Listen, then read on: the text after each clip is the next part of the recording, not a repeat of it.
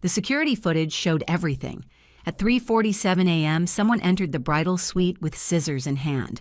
When my maid of honor pressed play on that video at my ruined wedding, showing who destroyed my dress, even I couldn't believe who it was. My own mother's face went white as she recognized the person on screen. But I'm getting ahead of myself. Let me back up 12 hours to the moment when everything fell apart. My name is Bethany, and I'm 29 years old. I teach 3rd grade at Willowbrook Elementary, where sticky fingers and gap-toothed smiles are part of my daily routine. That morning, May 15th, was supposed to be the happiest day of my life. Instead, I stood in my bridal suite at 7:45, staring at what remained of my grandmother's hand-picked wedding dress, feeling like someone had ripped my heart out through the delicate lace. The dress wasn't just fabric and thread. My grandmother, Eleanor, had helped me choose it 6 months before she passed away from cancer. She'd run her weathered fingers along the pearl beading and said, "This is the one, sweet girl. You'll look like an angel." Now it looked like someone had taken every ounce of their rage and carved it into the ivory silk. Who would do this? The question came out as a whisper, but inside I was screaming. My future mother-in-law, Constance, stood in the doorway, her lips pursed in that familiar expression of disapproval I'd come to know over the past 3 years. At 58, she carried herself like royalty, reviewing the peasants. As a retired bank manager, she had opinions about everything, especially about her son marrying an elementary school teacher who made $42,000 a year. "Maybe it's a sign you're not right for my son," she said, her voice carrying that special brand of condescension she'd perfected. "When things like this happen on a wedding day, perhaps we should listen to what the universe is telling us." The room went cold. My maid of honor, Darcy, my cousin and best friend since we were 5 years old, stepped between us. At 28, Darcy had always been my protector, the one who stood up to bullies on the playground and later to anyone who tried to diminish me. "The universe isn't telling us anything, Mrs. Constance," Darcy said, her voice sharp as glass. "Someone deliberately did this, someone with access to this room." "That's a serious accusation," Constance replied, examining her manicured nails. "Besides, we should focus on the reality here. The wedding is in 2 hours. The dress is destroyed. 200 guests are arriving. The Sterling family reputation is at stake." The Sterling family reputation. Everything always came back to that. Roland's family owned half the commercial real estate in our county. His mother never let me forget that her son was lowering himself to marry someone who finger-painted with 8-year-olds for a living. My mother, Gloria, rushed in then, her face flushed from running up the stairs. "Bethany, the photographer wants to know when to start the getting ready shots, and I told him 20 minutes. But then I saw Phoebe crying in the bathroom, and she wouldn't tell me why. And your father is arguing with the catering manager about the shrimp, and now Aunt Meredith says the flowers are wilting, and what do you mean the dress is destroyed?" She saw it then. The tattered remains of what should have been my wedding gown. $4,000 of destroyed dreams, hanging like a carcass on the satin hanger. "Oh my God," Mom breathed, her hand clutching the doorframe for support. "Bethany, sweetheart, what happened?" Before I could answer, more people crowded into the suite. My father Thomas still arguing with someone on his phone about appetizers. My pregnant sister Phoebe, her eyes red and swollen. My uncle Bernard and Aunt Josephine. Roland's groomsman, the wedding coordinator.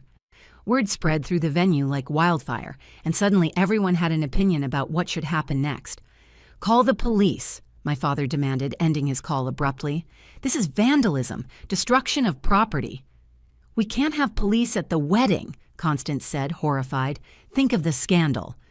"Maybe we can get another dress," Aunt Josephine suggested. "There's a bridal shop 20 minutes away." "Nothing will fit right without alterations," Phoebe said quietly, one hand on her 8 months pregnant belly. "Everything would need to be taken in or hemmed." Through all the chaos, I noticed Darcy standing quietly by the window, her phone in her hand, texting rapidly. She had that look on her face, the same one she'd had in high school when she figured out who was spreading rumors about me. The look that said someone was about to pay for what they'd done. "Actually," Darcy announced, her voice cutting through the noise like a bell, "I have something everyone needs to see." The room fell silent. Constance laughed, but it sounded forced. "This isn't the time for videos, dear. We have a crisis to manage." "Oh, I think everyone will want to see this," Darcy said, holding up her phone, "because I know exactly who destroyed Bethany's dress, and they're standing in this room right now." 3 years ago, when Roland Sterling first walked into my classroom during the school's career day, I never imagined I'd end up here. He was there to talk about real estate development to a room full of 8-year-olds who were more interested in his expensive watch than his PowerPoint presentation. After 5 minutes of watching him struggle to explain commercial property investment to kids who still believed in the tooth fairy, I stepped in. "Mr. Sterling is like a person who builds giant Lego sets," I told my students, "except his buildings are real and families work and shop in them." The kids understood that. Roland smiled at me with such gratitude that my heart skipped. After class, he asked me to coffee to thank me for saving his presentation. One coffee turned into dinner.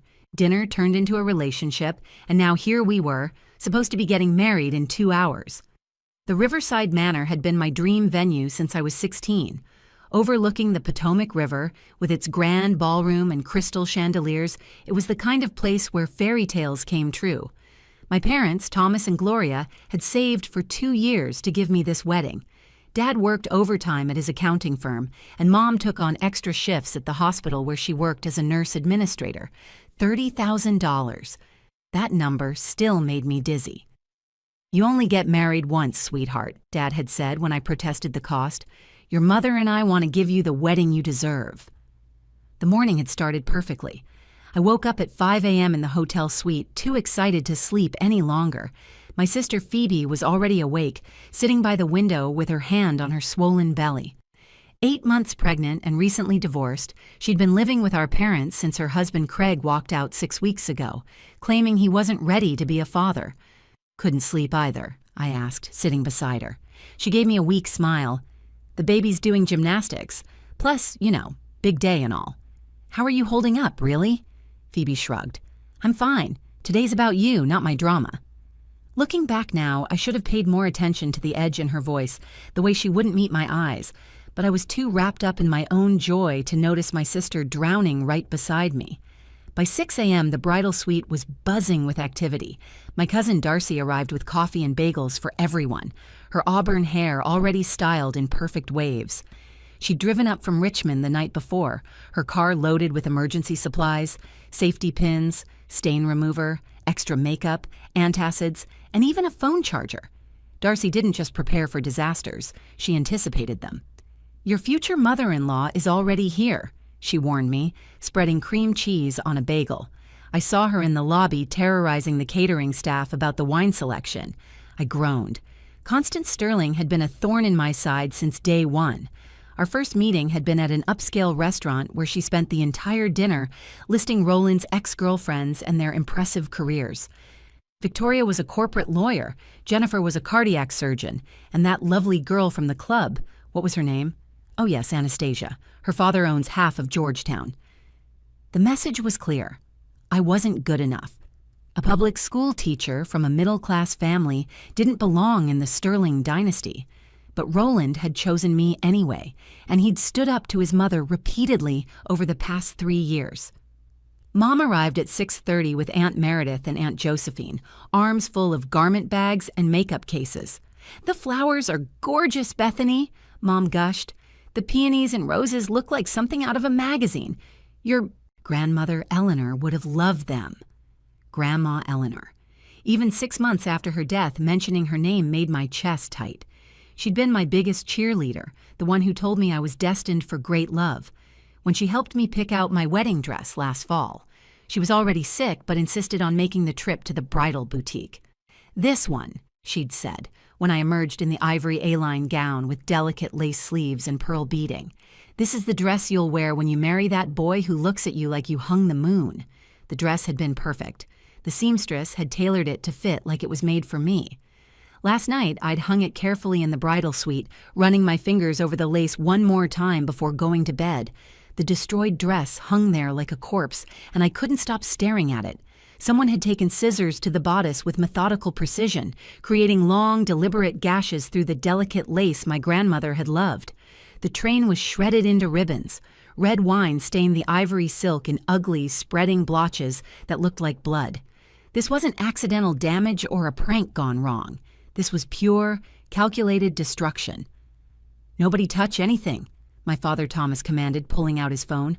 "I'm calling the police. This is a crime scene."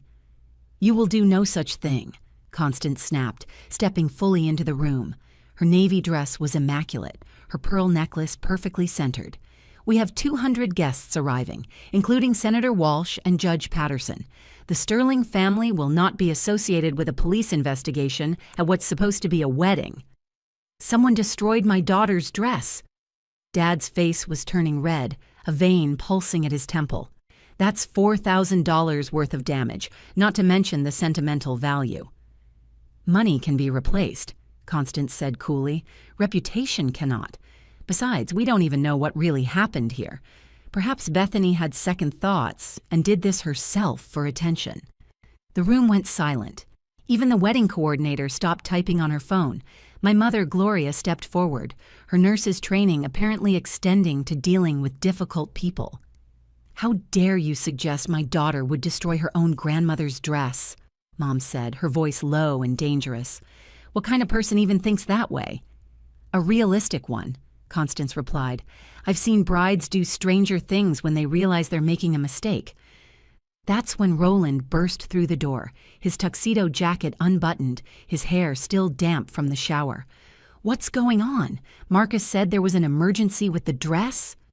He saw it then, the destroyed gown, and his face went white. "Jesus Christ, Mom, what did you do?" "Me?" Constance's hand flew to her chest in theatrical shock. "I just arrived. How dare you accuse your own mother?" "Because you've been against this wedding from day one," Roland shot back. "You've done everything possible to sabotage our relationship." "I've done nothing but try to protect you from making the biggest mistake of your life," Constance said. "Marrying beneath your station will only lead to regret." "Beneath my station?" I finally found my voice, though it shook with rage. "I teach children. I shape young minds. I make a difference in this world. What exactly did you do with your life besides marry rich and look down on everyone else?" Constance's face flushed. "I ran the largest bank branch in the county for 15 years. "And I teach the children of the people you denied loans to," I said. Meanwhile, my sister Phoebe had sunk into a chair, her face pale, both hands pressed against her pregnant belly. "I think I'm going to be sick," she mumbled. "It's okay, honey," Aunt Josephine said, rubbing Phoebe's back. "The stress isn't good for the baby." More people kept arriving. Uncle Bernard stuck his head in. "Bethany, the photographer wants to know about the timeline. Should we push everything back?" "Push back?" I laughed, but it sounded hysterical. "Push back what? There's no dress, there's no wedding." "Don't say that." Roland reached for me, but I stepped away. "We'll figure this out. We can buy another dress." "Where?" Darcy asked practically. "It's Saturday morning. By the time we get to a bridal shop, find something that fits, and deal with alterations, it'll be evening. What do we tell 200 guests? Sorry, wait 8 hours while we shop?" The wedding coordinator, a woman named Harriet who'd probably seen everything in her 20-year career, cleared her throat. "We could postpone to tomorrow.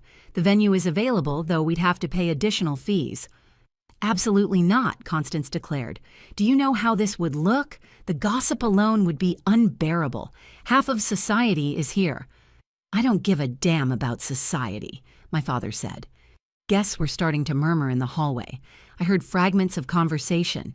Destroyed, ruined, disaster, poor girl, always knew it wouldn't work out. "Maybe this is for the best," Constance said, her voice carrying that false sympathy that made my skin crawl. "When the universe sends such a clear sign, we should listen. Roland, darling, no one would blame you for walking away." "Shut up, Mother," Roland said flatly. That's when Darcy stood up, her phone still in her hand, her expression grimly satisfied. "Before anyone makes any more accusations or decisions, you all need to see what I found. The venue's security footage tells a very interesting story about who was in this room at 3:47 this morning." Darcy stood in the center of the room, commanding everyone's attention with a confidence I'd seen her display in courtrooms as a paralegal. She held her phone like a weapon, and in that moment, I think it was. "Last night, I couldn't sleep," she began, her voice steady and clear. Call it intuition or paranoia, but something felt off. I came down to the venue around 3 a.m. to check on everything one last time. The night security guard, Walter, was doing his rounds. Nice older gentleman, retired cop, loves talking about his grandkids. "This is ridiculous," Constance interrupted. "We don't have time for stories about security guards." "You'll want to hear this one," Darcy said coolly. "When I saw the dress this morning, destroyed beyond repair, I immediately went to find Walter. Turns out this venue upgraded their security system last year after a theft. There are cameras in every hallway with footage stored digitally for 30 days. My mother gasped. "You found video of who did this?" "Walter was extremely helpful," Darcy continued, "especially when I explained that someone had committed vandalism and destruction of property. As a former police officer, he takes these things seriously. He pulled up all the footage from last night and early this morning." She connected her phone to the suite's wall-mounted television. The venue coordinator, Harriet, helped her with the cables, clearly as invested in this revelation as everyone else. "The bridal suite has 2 camera angles covering the hallway," Darcy explained as the screen came to life, "one at each end of the corridor. No cameras inside the rooms, of course, for privacy, but anyone entering or leaving would be caught on video." The footage was black and white, time-stamped at the bottom. The hallway was empty, lit by emergency lighting that cast long shadows. "This is 3:47 a.m., Darcy said. "Watch the left side of the screen." A figure appeared, walking with purpose despite the early hour. They wore a dark hoodie pulled up over their head, obscuring their face, but something about their walk seemed familiar. The person stopped at the bridal suite door and pulled out a key. "Wait," Roland said. "They had a key. Who has keys to this room?" Harriet pulled out her clipboard. "We issued 8 keys total. 1 to the bride, 1 to the maid of honor, 1 to each set of parents, 1 to the bride's sister, 1 to the groom, and 1 to the wedding coordinator, which is me." "So it was someone in the wedding party," my father said grimly. "Someone we trusted." The figure on the screen entered the room. The timestamp kept running, 3:48, 3:49, 3:50. The hallway remained empty. "They were in there for 28 minutes, Darcy said. "Now watch this." She fast-forwarded to 4:15 a.m. The figure emerged, no longer wearing the hoodie, but they were still moving quickly, head down, carrying a bag. "Can you zoom in?" Roland asked. "I can't from this angle, but wait," Darcy said. "Remember I mentioned 2 cameras? The other one is at the opposite end of the hall, near the elevator. Our saboteur had to walk past it to leave." She switched to another file. This footage was clearer, the angle better. The person walked directly under the camera's view, and for just a moment the emergency lighting illuminated their face perfectly. "Pause it there," my mother said, leaning forward. Darcy paused the video. The room went absolutely still. Everyone stared at the screen, trying to process what they were seeing. "That's impossible," Phoebe whispered, her voice barely audible. "There's more," Darcy said quietly. "Walter showed me the parking lot footage too. Same person, same timestamp, throwing items into the dumpster behind the building." She pulled up another video. This one was in color, the parking lot illuminated by streetlights. The figure walked to the dumpster, opened their bag, and threw in what was clearly visible as scissors and a wine bottle. "Walter checked the dumpster an hour ago," Darcy said. "The scissors are still there, along with an empty bottle of Merlot from the bar's stock. Both items will have fingerprints." Roland looked stunned. "But why? This doesn't make any sense." Constance, for once in her life, seemed genuinely speechless. Her mouth opened and closed, like a fish gasping for air. My father's hands were clenched into fists. "I want an explanation, now." The room erupted in chaos. Everyone talking at once, voices rising, accusations flying. Through it all, I stood frozen, staring at the paused image on the screen. The face was crystal clear, undeniable, impossible to mistake. "Play it again," I said quietly, and somehow everyone heard me and fell silent. "Darcy, play the hallway footage again, the second angle." She did. We all watched as the figure walked under the camera, face fully visible for those 2 crucial seconds. There was no doubt, no possibility of error. The evidence was irrefutable. The face on the screen belonged to my sister Phoebe. My pregnant, supposedly heartbroken, living with our parents' sister had deliberately destroyed my wedding dress at 3:47 in the morning. The silence in the room was so complete I could hear my own heartbeat pounding in my ears. "Phoebe?" My mother's voice cracked on the name. "That's you. That's actually you on the video." Phoebe stood frozen against the wall, her face drained of all color, both hands pressed protectively over her swollen belly. Her mouth opened, but no words came out. The designer bag she'd been carrying, the same one visible in the security footage, sat at her feet like evidence at a crime scene. "Say something," my father demanded, his voice shaking with a combination of rage and disbelief. "Explain to us why you would do this to your own sister." "I didn't mean for it to go this far," Phoebe finally whispered, tears streaming down her face. I needed everyone to see that life isn't perfect for everyone, that some of us are struggling while others get fairy tale weddings. So you destroyed my dress." I couldn't comprehend what I was hearing. "The dress Grandma Eleanor helped me choose, the last thing we did together before she died?" "Everything is always about you," Phoebe suddenly screamed, her composure shattering completely. "Perfect Bethany with her perfect job and perfect fiancé and perfect $30,000 wedding.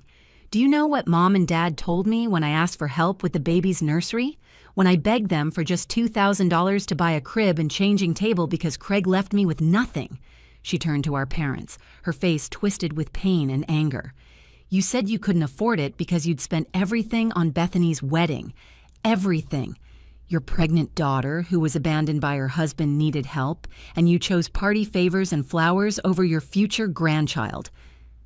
"That's not fair," Mom protested weakly. "We offered to help after the wedding." "After?" Phoebe laughed bitterly. "After everyone celebrated Bethany's perfect love story, then maybe you'd have time for your failure of a daughter. The one who couldn't keep her husband, who's going to be a single mother at 31, who had to move back home like a teenager." Roland stepped forward, his lawyer instincts kicking in.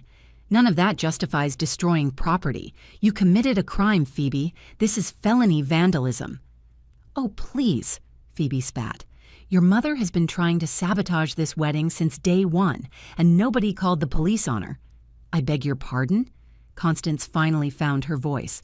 "I may have expressed concerns, but I would never stoop to destruction of property. That's beneath a sterling." "Everything's beneath a sterling except other sterlings," Phoebe shot back. "You've made my sister feel worthless for 3 years, and everyone just accepts it because you have money." Darcy stepped forward with her phone. "Should I call the police? The evidence is clear. We have video, physical evidence in the dumpster, and probably fingerprints on the scissors." "No," I said sharply. Everyone turned to look at me. "We're not calling the police on my sister." "Bethany, she destroyed your dress," Dad said. $4,000, not to mention the sentimental value." "I know what she did," I said, walking toward Phoebe. "I can see what she did, but I also see my sister who's 8 months pregnant, whose husband abandoned her, who's been drowning while everyone else was focused on my happiness." "You're defending her?" Roland asked incredulously. "I'm not defending what she did. It was cruel and wrong, and it breaks my heart that she could do this to me." I stopped directly in front of Phoebe. "But she's still my sister. And she's in pain, and somewhere in her twisted logic she thought this would make her feel better." "It didn't," Phoebe sobbed. "It made everything worse. When I saw your face this morning, when I saw Mom's face, I wanted to die. I almost confessed right then, but I was too much of a coward." Uncle Bernard cleared his throat. "So what happens now? The guests are starting to arrive. The ceremony is in 90 minutes. "There can't be a ceremony," Constance said firmly. "The bride has no dress. This is a disaster." "Actually," Aunt Josephine suddenly spoke up, "I might have a solution." She looked at me with a strange expression. "My daughter Natalie got married 2 years ago. She's exactly your size. Her dress is in my car because I was taking it to be preserved this afternoon. It's yours if you want it." "You just happen to have a wedding dress in your car?" Constance asked skeptically. "I was literally driving to the preservation specialist after the wedding," Josephine explained. "It's been in my trunk for 2 weeks because I kept forgetting to take it. Sometimes procrastination pays off." Aunt Josephine's dress was nothing like the one my grandmother had chosen with me. Where mine had been traditional ivory with delicate lace sleeves, Natalie's dress was modern, sleek, with a plunging neckline and intricate beadwork that caught the light. As Josephine and Darcy helped me into it, I made a decision that would define not just my wedding day, but my entire family going forward. "Phoebe stays in the wedding," I announced, returning to the main suite where everyone waited. "She's still my bridesmaid." The room erupted. My mother stood up so fast she knocked over a water glass. "Bethany, you can't be serious, after what she did." "She destroyed Grandma's dress," Dad added, his face still red with anger. "The dress Eleanor picked out with you. How can you just forgive that?" "I'm not saying I forgive it," I said carefully, looking at my sister who sat crumpled in a chair, mascara streaking down her cheeks. "I'm saying she's my sister, and in 20 years I don't want to look back at my wedding photos and see a missing bridesmaid. I don't want to explain to my children why their aunt isn't in any of the pictures." Roland took my hand. "Are you sure about this? You don't owe her anything after what she did." "It's not about owing," I said. "It's about choosing what kind of person I want to be, what kind of family we want to be. Grandma Eleanor used to say that family isn't about being perfect. It's about showing up for each other even when we fail." Constance made a dismissive sound. "This is exactly the kind of emotional decision-making I expected. No sense of consequences or standards." I turned to face my future mother-in-law directly. "You know what, Constance? You're right. I do make emotional decisions. I chose to love your son even when you made it clear I wasn't good enough. I chose to keep planning this wedding even when you invited his ex-girlfriend Victoria to your Christmas party just to make me uncomfortable. I chose to be kind when you accidentally left me off the Sterling family reunion invitation. So yes, I'm choosing emotion over punishment. I'm choosing family over revenge." For once, Constance had nothing to say. The wedding happened at noon as scheduled. Phoebe stood beside me, tears streaming down her face through the entire ceremony. When it came time for the bridesmaids to give their speeches at the reception, she could barely speak through her sobs. "My sister is the best person I know," she managed to say into the microphone. "Today, she proved that love isn't just about the perfect moments. It's about choosing love when someone gives you every reason not to. Bethany, I don't deserve your forgiveness, but I'll spend the rest of my life trying to earn it." 3 months later, when Phoebe went into labor, I was the first person she called. I held her hand through 14 hours of contractions, and when her daughter finally arrived, pink and screaming and perfect, Phoebe looked at me with exhausted eyes. "I want to name her Bethany Grace," she said, "after the sister who showed me what grace actually looks like." "You don't have to do that," I said, cradling my tiny niece. "I want her to grow up knowing the story," Phoebe said, "how her aunt chose love over anger, how family doesn't have to be perfect to be worth saving." Little Bethany Grace is 3 years old now. The destroyed wedding dress still hangs in my closet, preserved in a garment bag. Roland once asked why I kept it instead of throwing it away. "Because it tells a story," I explained. "Not the story I planned, but maybe the one I needed. It reminds me that the worst moments can teach us the most important lessons." Constance and I have found an unexpected peace. At Bethany Grace's first birthday party, she pulled me aside. "I was wrong about you," she said simply. "The way you handled that day, the grace you showed your sister, the strength it took to continue with the wedding. Roland didn't marry beneath him. If anything, he married up." The security footage from that morning still exists somewhere on the venue's servers. Darcy kept a copy on her phone for months, just in case we needed it. We never did. Sometimes the best evidence is the kind you choose not to use.